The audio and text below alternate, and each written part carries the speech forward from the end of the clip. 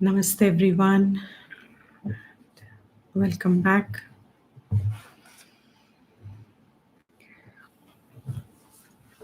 I will start with the invocation. Om Bhadram Karnebhi Shrunuyama Devaah Bhadram Pashyemakshabhairyajtraah Sthirairangaistustuvang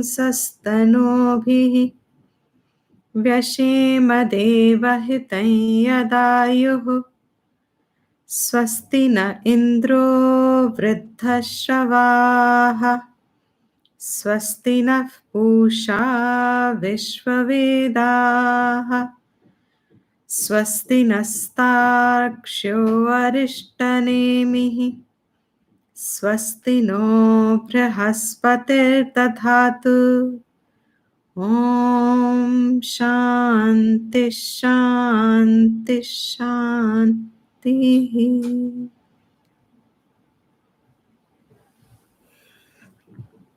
So we have to do the 12th verse, second section, Mundaka Upanishad. We are following Shankar Bhashyam and Gita Press publication. So we saw yesterday the two kinds of different people. One set of those who believe that their Nitya karma is done in the form of Agnihotra and all the other, as the Vedas proclaim to them, or karmas that are Purtam, that is all social service activities which are beneficial only for other people in a samuha, in a collective form, not at individuals alone. Individual, of course, is included. But Purtam is an action which is going to benefit even unknown people. So that is how it's a public service. And you may not know the receiver, but it will go and help the receiver. And the receiver will receive it in time also. So even after you're gone, things will still be there. So that is how you find that in a lot of places, so people will say donate a bench or in the name of someone, or uh, activities where you are starting schools for the underprivileged or hospitals in far off places, and such actions, or providing water where there is no water, things like that. So basic justice, it is not just one to one, it is not just a single person benefit, it is a community service. That is Purtam. So Ishtam and Purtam, people believe, a whole lot of people believe that just living a life based doing these karmas is the best, and there is nothing higher than that. This is what even Shastra tells us. So when we see things like what is the use of lighting your lamps, what is the use of what is the use of wasting oil in lamps, and why don't you just feed people? So these two are independent actions. It's not that you should do one and not the other. Definitely feed as many people, but that's Manushya Yajna. And light your lamp as a prayer is Deva Yajna. They are two different actions.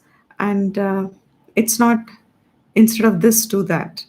So you find that people tend to get confused about these things, and the Vedic view has definitely been compromised or been ridiculed for lack of correct understanding and lack of open mindedness towards Vedic view. It has a purposefully developed ill will around it, purposeful misinterpretation and spreading of that, because it is always in the interest of to let Vedic view promote would mean making it universal, and to not make it universal would have people's own agendas. So here the idea is Shastra is saying there are a whole lot of tarka that comes out of this view that just doing ishtam and purtam, if you just do your karmas, like someone else had asked, and very valid question, if I just serve my parents or if I just serve my family with interest, is it not good enough? Of course, it's good enough, but for what? Is it good enough for moksha?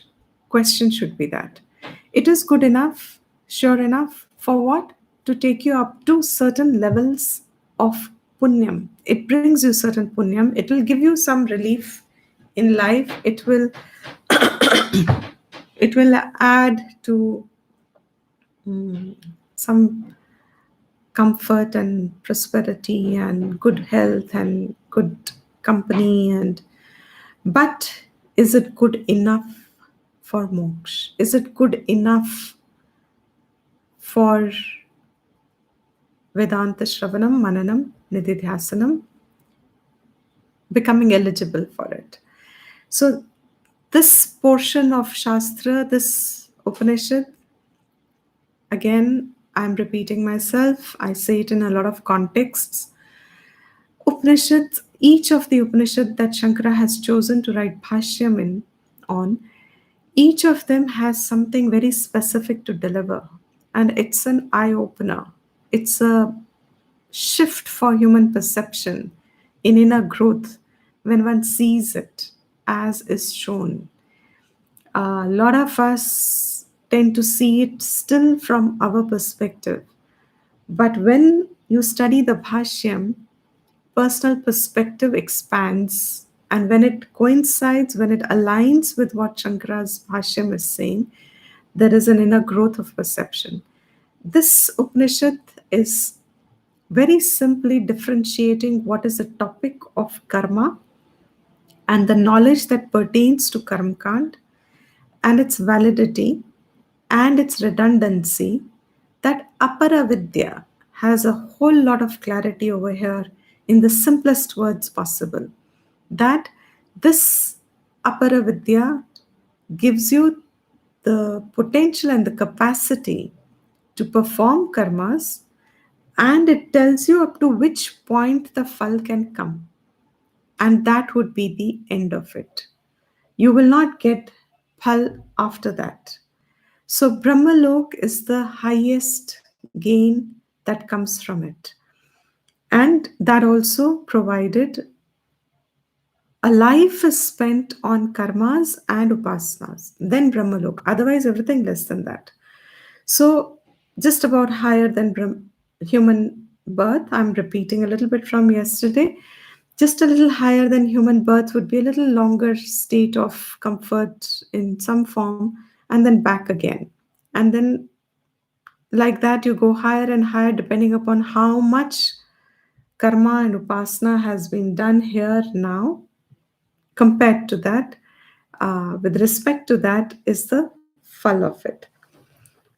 11th verse said opposite, completely opposite of that, are those people who spend their life according to the stages of life. So when you are in a studenthood, you are concentrating on abiding in values yourself, building your character.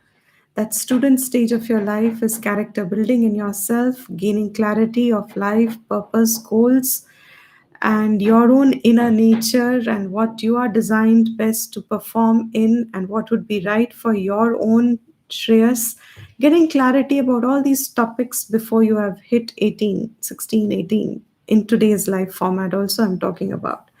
And after that is the stage where you choose whether you are going for now, of course, further studies involves up to few more years of study, but otherwise, immediately your study ends, and then you have to get into your grahastha ashram, or you choose your sannyasa ashram, which is very rare. The reason for sannyasa ashram is if you have developed, and that's what he's talking about very soon, that because of your inner maturity, even before the stage has come, normally people should develop Vairagyam after Grahasthashram, which also we don't find now much. People are attached still till the very last. Family holds a great value, and it is a correct thing also. But Vedas are not diminishing that value. They ask us to develop another extra value. And that would have brought one to the point of developing some Vairagyam from family, from responsibilities, from the realm of activities that families engage in, which needs possessions, which needs interactions, which means a lot of peacemaking, harmony based values. So, all that involves in Grahasthashram. But if someone took to sannyasa, it would have only meant they have already developed that vairagyam. They have seen through the fal prapti of grahasthashram, and that viveka buddhi is why becomes the prompt to give up the whole realm of grahasthashram. But obviously, for most of the people here now, that's not the topic. The topic is through grahasthashram, once you enter that, looking at it as a means for earning eligibility. And as the age advances and one comes above 40 plus and close to 50, is the time when you start withdrawing in the mind and life starts becoming more upasana based. Tapaha, Shraddha. Tapas here was doing your ashram dharmas, means you perform whatever activities you're supposed to do, but you can convert them into upasanas.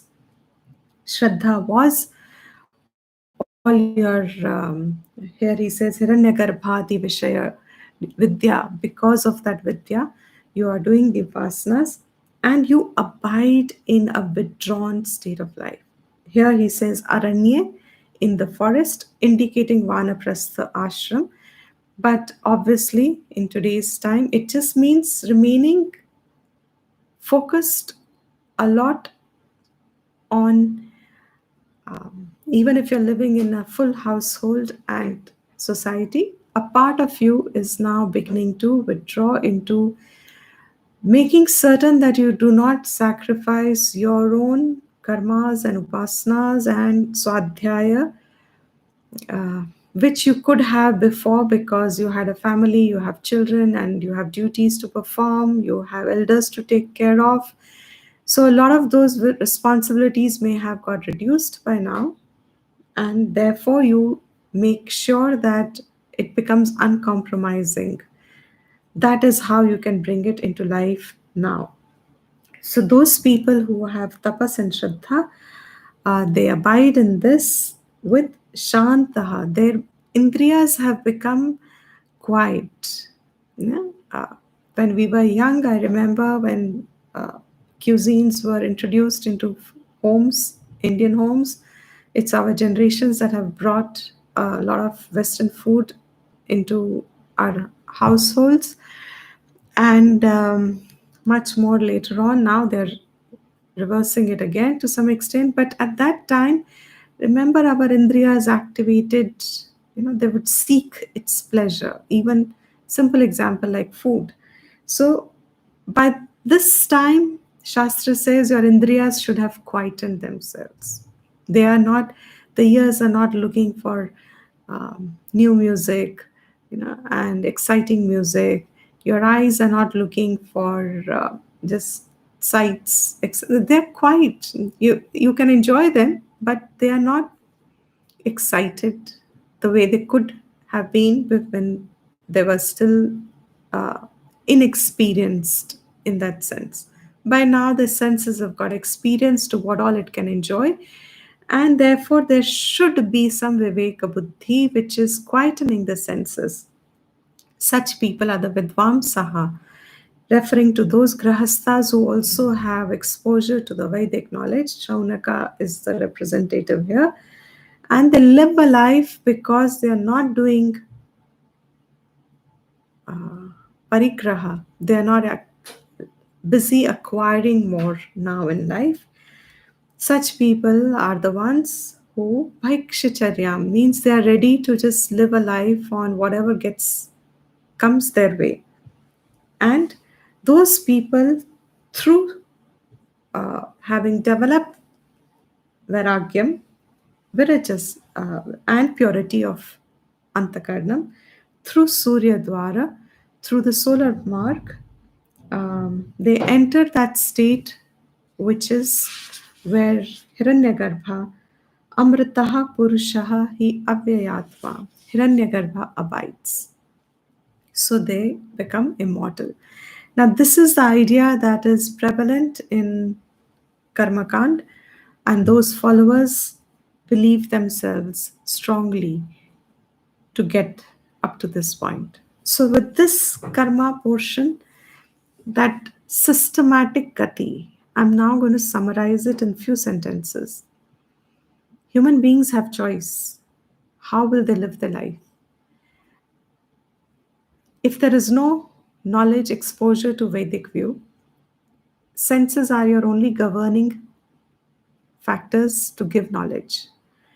One can live a life completely based only on sense engagements. Means let there be information from the senses also, you process it and you seek the realm of causation based on senses. The gati of this shastra has very clearly said is samsara gati. Means you just according you are earning karma all the time because of it, because karta bhav senses are strong, and therefore the mind gets carried away by it. This karta in you makes you the bhokta of the phal that you have earned for yourself, and that keeps you in sansara gati. This is every human being.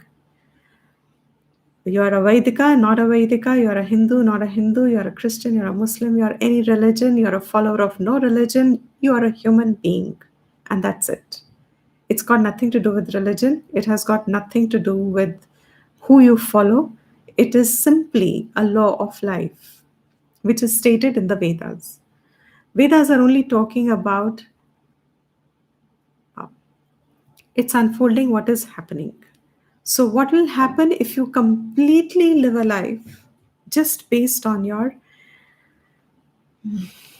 खाओ पियो and करो जो करना है, नहीं हो रहा छोड़ दो, जितना हो रहा है ठीक है, but there should be a big chunk of enjoyment in life. Life is to enjoy. So even if you work for enjoyment.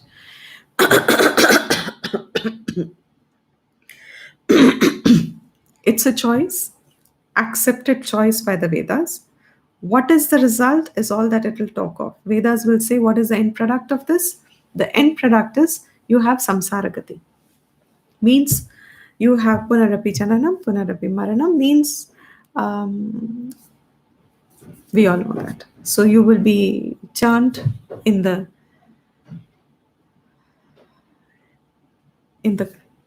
birth and death cycle.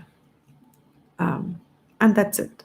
So by default, you may do some good karma somewhere, and that will also get added into you. And by default, you may also do a lot of adharmic karma or some karma that will also get added to you. So this fluidity of karma will be the deciding factor. That's the only factor that will play for your future, for your outcomes of life.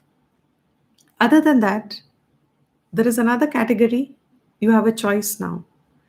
And that choice is based on, I'm making it very liberal, based on whichever faith you are born in, based on whichever religion you are born in. as long as you're not rigid to it, and as long as you can see a human connection in it, as long as you can see the universal applicability of that religion also, whichever religion, if you're following these values that are stated in those religions also, and here now in our context, if you're following Vedic values, Vedic lifestyle, and you choose Ishvara as a part of your life, you do your karmas as yogas, and you're following this. Now you have introduced the factor of adrishta phalam. So you are earning punyam and you're also earning papam, etc. Not doing what you should do or purposely doing what you should not be doing will both contribute to some adharmic collection. And so this punya and papam is the realm which will also now add on to just the basic karmas that otherwise a sansari is doing. So this punya and papam will also start making a difference. Now, obviously, more one has a introduction to the higher values of life, less wrongs one is bound to fall for. So more and more punya in time is bound to get collected, logically speaking, averagely speaking. Now, Shastra says such a person whose punya gets accumulated more than what they have done as, say, pap, the balance between punyam and pap may punyam keeps on increasing and pap keeps on either is less and less or by default or not, definitely not deliberately ever done for whoever has knowledge, Vedic exposure. That punyam now keeps taking them to better and better lokas. This loka prapti is Vaidika Praman. And Vaidika Praman means it is to be accepted, Vedas are to be accepted as um, valid. And a Praman means, like, I know all of you would be knowing it, but I'm just completing it for the sake of someone who may not know it. Praman would be something that you have no will over. Eyes become a praman because the will is not used here to allow eyes to see. So eyes by default will see whatever's in front of it if the instrument is functioning. So will is not a factor where praman is at play. Vedic knowledge is something like that. It's a praman. Will doesn't work there. So if will is working, then it can be subject to change and have a subjective interpretation. But with Praman, Lokantara Prapti is a Veda Pramana Vishay. It is not something that can be that is subject to human will. By will, I do not know whether there are Lokantara Prapti or not, but Vedas are talking about it. So the Pramana definition itself that Shastra talks of is, it can, Vedas can only be called as a Praman.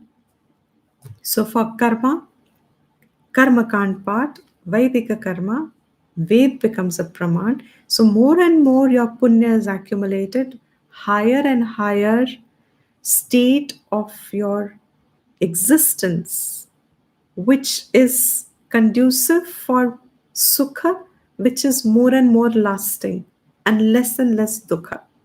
So human life is balanced between sukha and dukha, 60 40 40 60 50 50 70 30 30 70, but approximate between 60 40, sukh and dukh keep changing.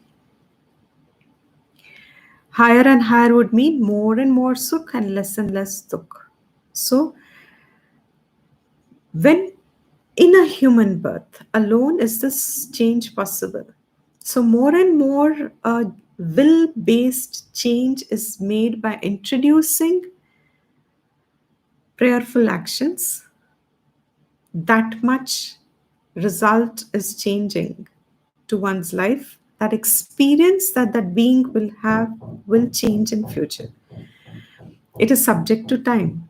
So that higher and higher realm of experience, Loka, is what Veda says. You have that kind up to the point of Swargaloka and up to the point of Brahmaloka. Up to this point, I am repeating perhaps to some of you. To my mind, I still think I'm clinching it. If you feel you've heard it enough and are getting switched off, I don't know. I can only say listen again, because the value is in appreciating how much karma can yield to me and how much am I tempted for it. Only when I recognize my temptation to remain in the realm of karma do I realize that I have that much aviveka. I don't have enough viveka buddhi, that I'm not seeing through fully yet. And if I'm not fully steadily seeing through enough for me to develop some sort of a say no to it, I say no to the realm of karma and its engagements. If I'm not able to say no to that completely, then that means my Viveka Shakti is still Damadol. It is Dhila Dhala. It is still not adequate to sustain my Jnanam and its pursuit. Vairagyam, unless and until it is drid, it will not sustain the path of knowledge. So he's talking now about those people who, having done even vanaprastha karmas, means they have done this enough and they have done 12th verse. He says they are now doing pariksha. They have done pariksha. Pariksha means closely examining. You know, when it's a little difficult to explain without this personal example, but its example is only to convey a point. When we are when you resign your job to say take a full-time study of this, and you're young at that time and a very qualifying job, and people ask why are you giving it up, and it's not one person, there is a whole lot of people who can give up what they were pursuing and they were good at it. The test of vairagyam is not that you're disenchanted or you're just no good at world and activity. Test of vairagyam is you're good at it, you're successful in your field of activity, and yet at a right time in your life, you can see that 20 years of the same activity will give you what? And is that enough for life? And when you can see that fast forward 20 years hence of remaining in that field of activity, good will give you a lot of whatever the field of activity is supposed to give you. But that fast forward is Pariksha Lokan. I cannot explain it better because this is so immediate. Pariksha means you can see what that realm of karma can offer to you. Whatever you're good at, whatever you've chosen for yourself, and whatever, even with inclusion of Vedic karmas, unless and until you have the capacity to see the end result of that, the vairagyam, even if you develop, will be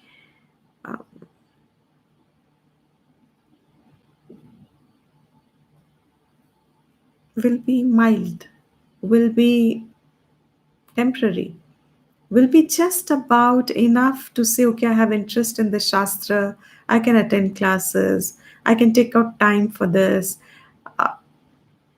And, so of course, better than not at all. But 12th verse is a very oft quoted verse indicating the readiness of those people in whom Viveka Shakti has got strong, of discerning what is beneficial and not beneficial for a being. and keep their life engaged in what is beneficial, even if it projects hardships. And this is something very difficult for people to accept. Even if there seems to be an initial set of hardships that come along with it, because when you give up a known field of activity, you enter, here he says, you are coming into the realm of people who have developed that Viveka Shakti and are ready to give up the known field of karma through knowledge. And Shankara says it in the Bhashyam, what you have so often heard through karma realm. What are the things that karma can really give? You know, when you hear it also too often, sometimes I have always doubted if it brings wisdom unless until it comes from within. Too much hearing can also be acclimatization of information, and so you may repeat it at a level of lips, but it may not have formed a perception. What all does karma give? And this is the place where Shankara has given in the Bhashyam, page 43. Karyam utpadyam apyam samskaryam vikaryam. The four phalls that can come from any karma. And what are the four phalls that can come? It is utpadyam. Karma can only be where it is coming to produce something. Karma can only bring about something. Utpadya, udyog. It can give you something which was not there before. Apyam, you can get something which you don't have. You can do karma for it. Samskaryam, purificatory actions. All Vedic karmas, some of them are for purification, like your Upanayanam ceremony, etc. So, purifying karma. Vikaryam, modifying something that is there. So karma can even be done. You know, the example normally given is milk to curd. But if this is taken in the Vedic context, Vikaryam would mean there are karmas that will bring about, like prayashchit karmas and whatever. That means now you're bringing a vikar into the karma phal. So, uh,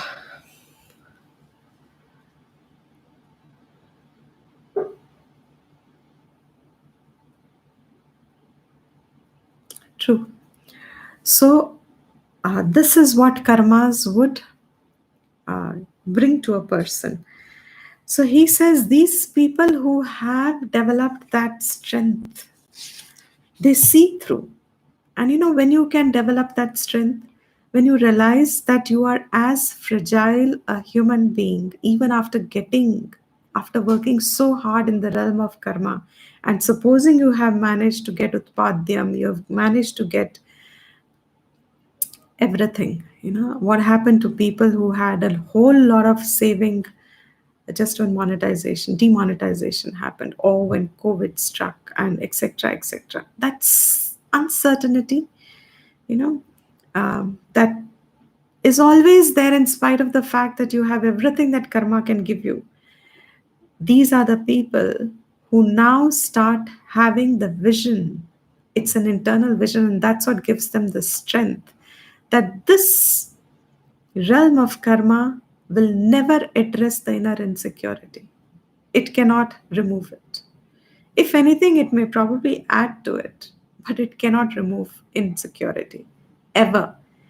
Karmas do not remove insecurity. Karmas do not produce happiness. So, Utpadya, what can it produce? It cannot produce happiness. It cannot produce, it cannot remove insecurity. It cannot remove fear of death. Karma cannot remove fear of death. This is, I'm only giving an example. I don't want to give more reflection. It's up to each one. This is a topic of the Upanishads. Your own internal growth is your own yardstick. This is just an example, small bit, where you start seeing that pariksha means these are the people who are already matured. More than an average human being is preoccupied in his life.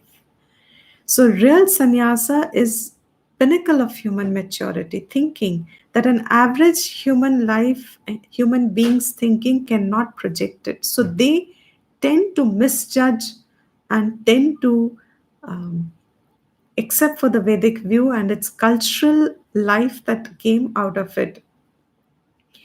Uh, People would tend to say it's escapism. You project, an average human being projects their own insecurity on a Viveki who, out of Vivek, has overcome, who can see that insecurity is not dealt within realms of action. So, while there is still life, 12th verse says, they have developed an enthusiastic disenchantment for whatever karma can offer. People say vairagya means interest nahi hai. When I use the word disenchantment very often, it doesn't, that disenchantment is not no enthusiasm, no cheer. Disenchantment is not interested. It's like, I don't want to know, I don't think it is useful. No, it's just you're disenchanted.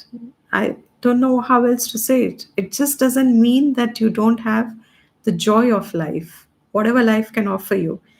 But these are the people who have developed that nirvedam. Nirvedam means whatever Vedas are offering, karma phal, nirvedam. They have become dispassionate towards it. They've become withdrawn. Second chapter also, there is a verse which says, just before Sthita Prajna, there is a sense, there's this withdrawal, inward. That inward is also just a word usage to communicate. It's not inward. It is just a shift of understanding. It's not inward or outward. It's a escalation of vision, and that escalation of vision, inner vision, knowledge based, they become disinterested in what the world can offer. So it's like, okay, if I work so hard in a company and I become a chairman of the company, then what? you know are my troubles reducing? Are my troubles diminishing? Are my troubles getting eliminated? And when you realize, no, it's the same for a chairman and for a PN, how does it make a difference? The human being is the same human being. As long as you're a living being, and when Shastra Adhyanam tells you, even if Devta Sharir you get by your good karma, your Sharir is based on your karma, even if you get Devta Sharir, everything remains the same. That's it. This is a clinching factor for those who have Viveka Shakti, means they have done Pariksha Lokan. Whatever karma chitan, whatever karmas can give, these are the ones which are Brahmanaha. These are the ones that have now become Shuddha inside. They are discerning people. They are Viveki.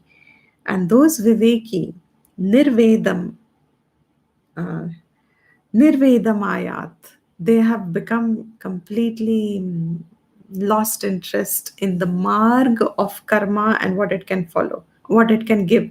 So they lose interest in following it. If you have stand on a bifurcation, and if your purpose was to go on a hill station to a resort to enjoy, and you were on a bifurcation, that we always use the example of Dharamshala that we went to, and on one side was the mark to say ashram retreat, and the other side is dharamshala to the resort for enjoyment.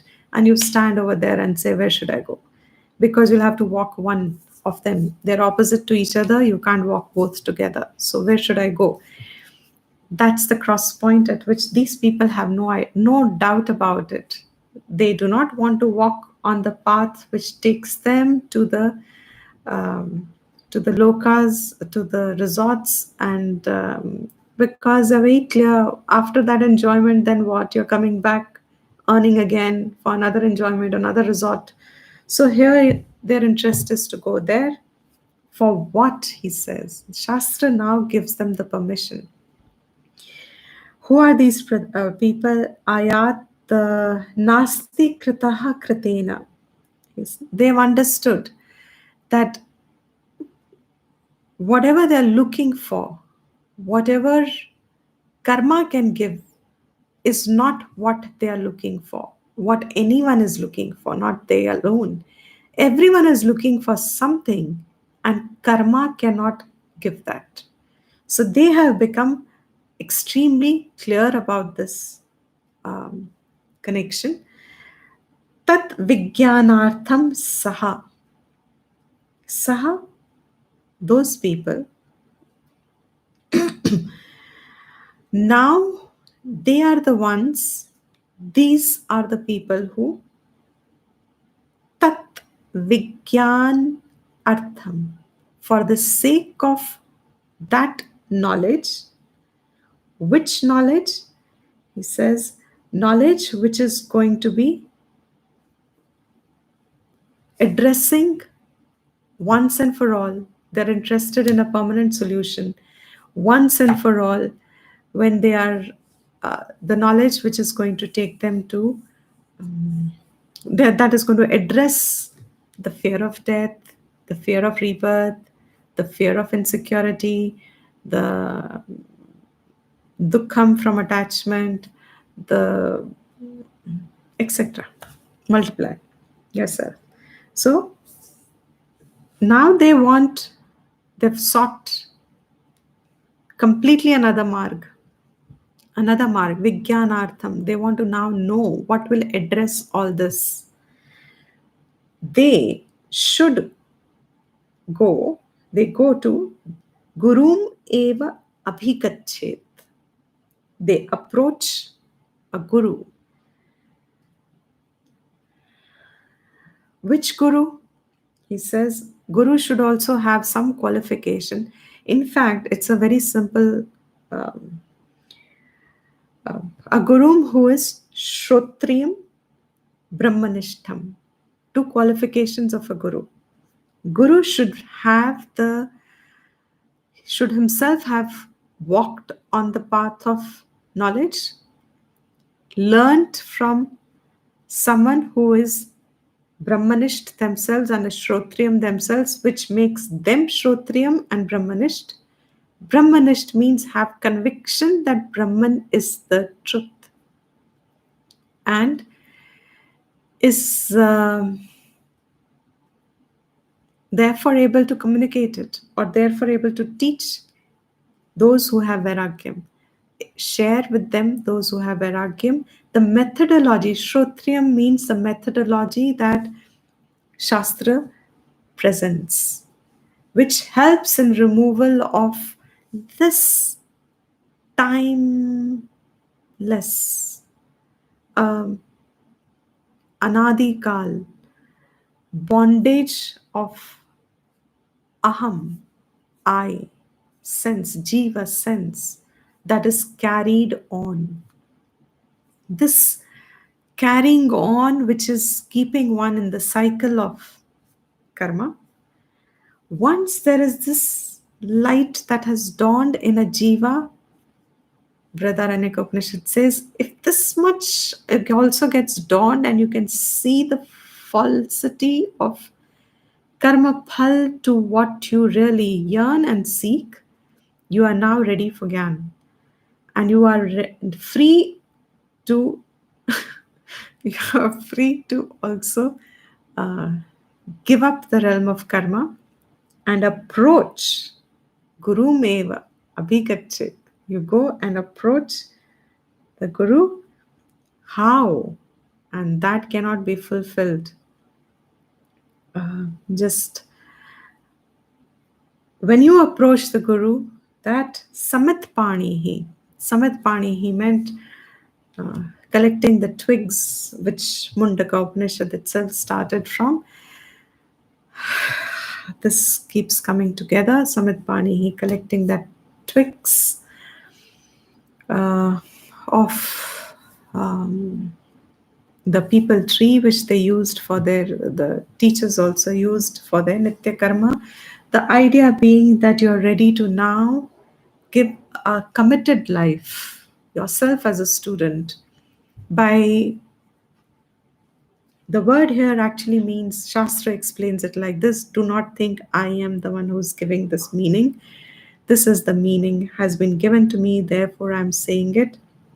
Samitpani means ready to serve the Guru, means that association, you're ready for a committed association to learning what the Guru has to teach, and therefore lasting that with service to the Guru, with what the Guru would need, which would help the Guru for their karma or whatever. Samitpani, he meant just that. Shrotriyam Brahmanishtam. But that is a very important qualification. So even if you have Vairagyam, your Viveka Shakti should be strong enough to discern from whom are you learning. Means, is the Guru Shrotriya and a Brahmanist?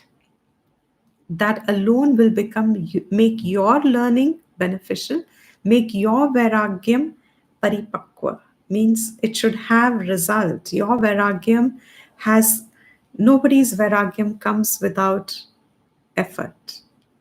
Vivek Shakti is not developed without effort. There is a lot of purusharth behind development of Viveka and Vairagyam, true Vairagyam. In fact, only Purushartha brings Vairagyam. If your Vairagyam has come because of any effort, that is a clear sign it's not Vairagyam.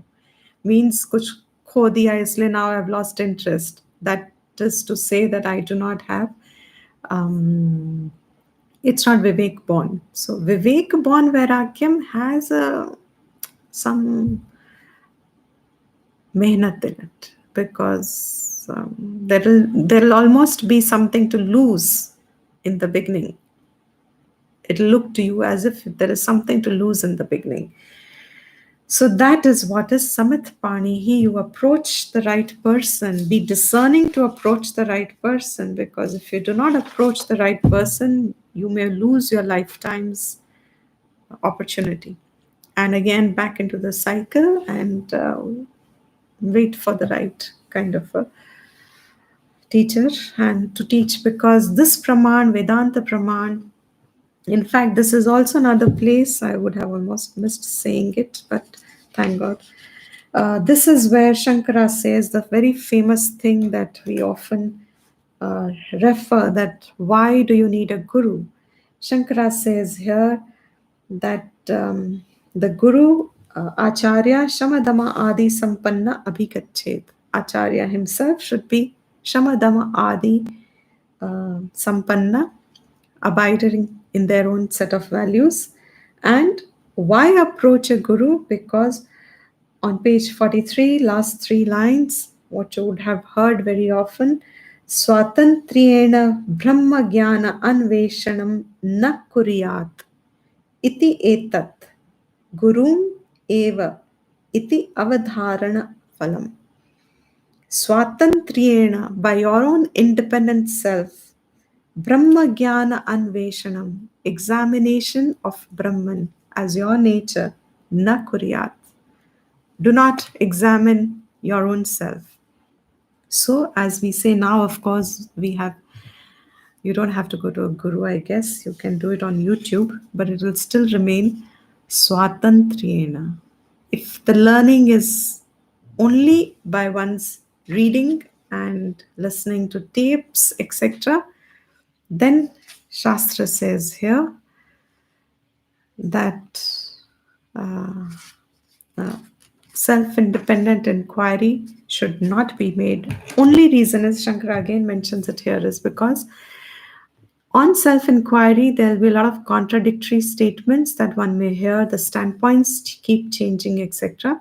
So only the Sampradaya clarifies it at the right time. And what is a Sampradaya? Here in our context, Advaita Vedanta Sampradaya, which is represented by Shankara in his Bhashyam. So with this, he says, a person who has, see, the second section started with do your karma. And then he showed what I summarized today. He showed that those who abide in karma will get Chitta Shuddhi. And when they get Chitta Shuddhi, they should Chitta Shuddhi means now you have Viveka Vairagya, you are Shamadama Adi Sampatti, Shat Sampatti, Grahanam, you have already got that. So you will now be either you will go to all the lokas and come back, or you'll be disinterested. Go now. Shastra says don't waste time. Not even a moment should you waste if you have got a seed of Vairagyam. Go find the person, approach the person. Yeah, today, most often it's the teachers who approach the students. We make ourselves available, but tradition is the reason why there is less and less communication happening now, even with more and more modes of communication, is because the order is reversed. You know, the student should seek the teacher, provided they have Vairagyam. Who? The student. Um, Out of that sense of Vairagyam, you go seek that, then you have that value of it because your life is at stake. So you know have a lot of value for the knowledge that you receive. When your life is not at stake of the knowledge that you have gone for, then it's okay. In time, it's good, better than nothing. But that's how the differences come about. So he says, such people must go and seek knowledge. Atma Vidya means what? The important point here means that Brahma Vidya is also not you are Brahman Sunliya or ho gaya. It's not happening even if you have Vairagyam, even if you have Viveka Buddhi. Brahma Vidya to pursue also takes a few years of your time. So, Shastra said to all those who are, I will use this as a personal value, I think it's a great blessing to discover Vairagyam in oneself. And even if it puts one in a great realm of struggle, you are still far blessed than the one who has every possible thing in the world, what karma can give you. If you have nothing and have Vairagyam, you are far more blessed because this is going to be the dwar, moksha dwar. Because Brahma Gyan, when you start the pursuit of also, will take some time. Shravanam, Mananam, and Nididhyasanam takes a few years of your life. So you should have a few years remaining in your life. And therefore, Vanaprasth would at least be the time where your limbs are still about active. 40, 50, we still have active limbs. Dhire, dhire, dhire, we don't know. But, so next 10, 20 years, even if you start at Vanaprasth level with Vairagyam, you're good. Definitely, those who've started earlier had a lot more advantage over it. So, with this, the 13th verse is now concluding the section. Tasmai, um, it's advice the to the guru to whom such students would have gone, who would be Vairagya Sampan and with Viveka Shakti. Tasmai sa. Tasmai means to that student who has approached the guru who has sadhana chatushtayam, the student who has sadhana chatushtayam has approached with jignyasa, with mumukshutvam, shamadama adi sampanna, indriyas controlled, um, and samatpani he has approached in the right manner, ready to learn, wanting to learn, and ready to be in association to learn alone. Tasmai, to such a student, Saha Vidvan Upasannaya, who has approached this Vidvan, that Vidvan, Saha Vidvan, this one who has got approached. Tasmai Upasannaya, this student who was approaching, that Vidvan who's got approached, Samyak Prashanta Chittaya Shamanvitaya. He should do what? Samyak, completely, without doubt, whole, fully. completely give. What should he give? Brahma Vidyam. He should give Brahma Vidya. Which form? How? Tattvataha, which is the essence of everything, the true essence of everything, which is Brahma Vidya. That Vidwan has now an obligation. Only then he has an obligation, not otherwise. He has an obligation only to a student who has Vairagyam and has approached only for knowledge and has Samit Pani with him. Only to such a person, this Vidwan has an obligation to teach completely. How? Because this person, student, who has Prashanta Chittaya, who has now his Chittam has become Prashant, is now quiet because of Vairakyam. And in that quietude, the Antakarnam is most receiving, is absorbing knowledge, is ready to absorb knowledge, is ready to absorb every word that would be Brahma Vidya, that Brahmanist Guru would give. Shamanvitaya. Shama. He's also got mastery over his mind. So the student has Chitta Shuddhi in all levels, Viveka, Vairagya, Mumukshutvam. Uh, Prashanta Chitta would also mean Prasanna Chitta. I am giving that meaning here. I Bhashyam Shankara hasn't added, but Prashanta would automatically mean he's satisfied with whatever he has in life and whatever he's got in life. Prashanta Chittaya Shaman Vitaya, and his mind is under control. To him, Yena, that Brahma Vidya, Yena, by which Aksharam Purusham Veda, that Aksharam Purusham. Remember the context. What has Shaunaka asked? Give me that knowledge, one with which I will know everything. And he says it is that Aksharam which does not have Shaya, decline, which does not have destruction. That Purusham Veda, to know, he knows, he teaches. Satyam, which is truth, limitless truth. Satyam Veda, Purusham Aksharam, Provacha, should teach. So the gist of the flow of thought, I think, should be very, very clear now, from the first section already. So he says now, when there is this jignasa in someone, honestly, it is a very rare thing. Normally, it's a very ironical thing in nature. If the student has jignasa, he may not find the right teacher. If the teacher is right, may not find the right student who has that jignasa, and it is somehow a strange thing. It's a very, very, very rare thing. Shastra says, I'm not saying, Shastra says, it's very rare that a qualified teacher finds a qualified student. And that is actually a law also. To the extent you're qualified, to that an extent, it works either way for the teacher and the student. But here he's talking about a fully mature student. And that fully mature student, he's cautioning that student, you go approach only a Brahma Vidya and no less than that. And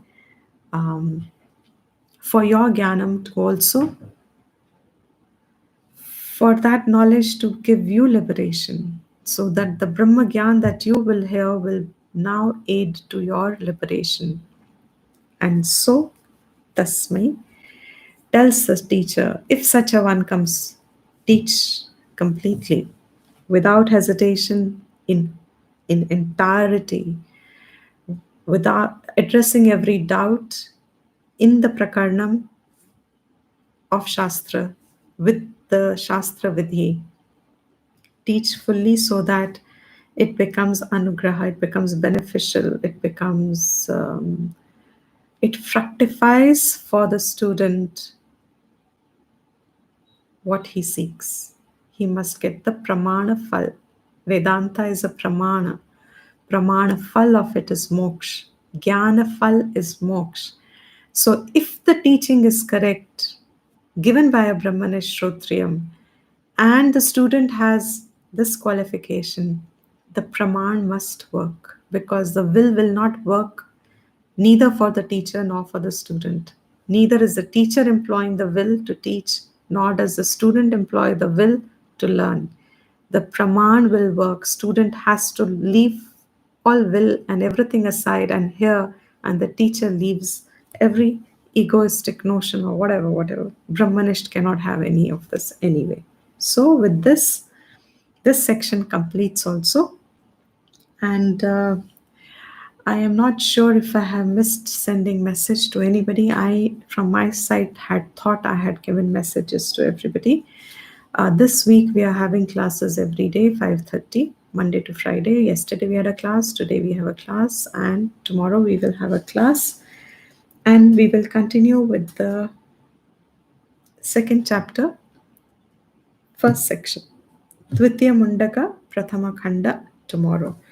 And I think this should be quite clear. For now, if there are any questions, you can of course email or write here.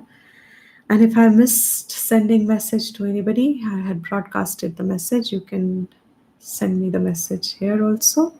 And with this, I will end the class just now.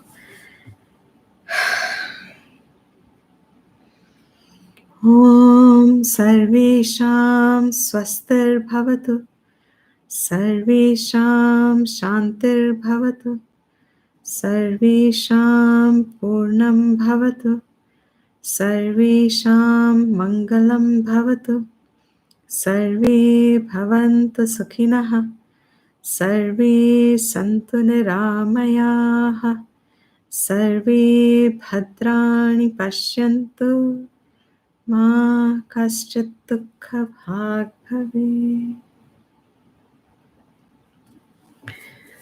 So thank you everyone. In case have I missed out anything here? Is there a question?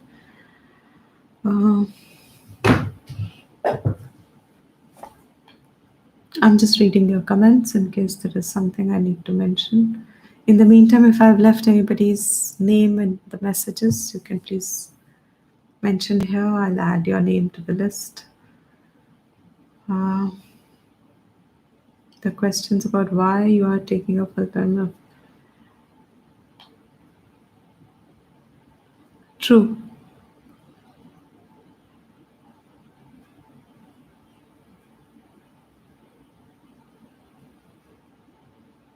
Projecting my home movies upon Vivekis. I don't understand that. Yes, absolutely. Yes, true. Fear the Amritam of the Asuras, absolutely. Yes, the road less traveled. The knowledge which dissolves the Nirvedis seek true. Now a guru must have. Ramakrishna said Jatali Mundi, yes. That's true. Bhaj Govindam, yes. Shamshana Vairagyam. So the concept of Satori instant. Satori.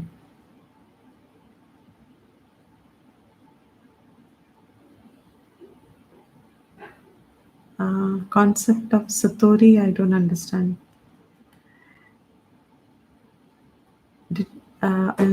Yeah, sure, Anisha. I noticed I just added before you wrote that when I saw you online, I didn't see you yesterday. I checked my list. You're right, I had not mentioned, I had not sent you. Somehow I have added you already. Divya has not received. Okay, I'll add you also. Today was a Ganga Snanam in Vedanta. Yes, moksha is more of a cognitive change process rather than a destination. Absolutely. Why a question mark? There should be no question mark to that. So, moksha is a cognitive change, definitely. And that takes the time. That takes time, and that is why sannyasa was taken to aid the cognitive change. Because when you are in uh, not that grihastha ashram, it's not possible, but it is more difficult to make the change because you're in relations and you're in duties. Satori, as in Zen Buddhism. Okay. Yes. So I'm sorry, Anisha and Divya, if I'd left you out, but now I've added you. Divya, I think I'll just add you. Anisha's added. So thank you, everyone. I guess everyone else is added. And thank you so much. See you tomorrow.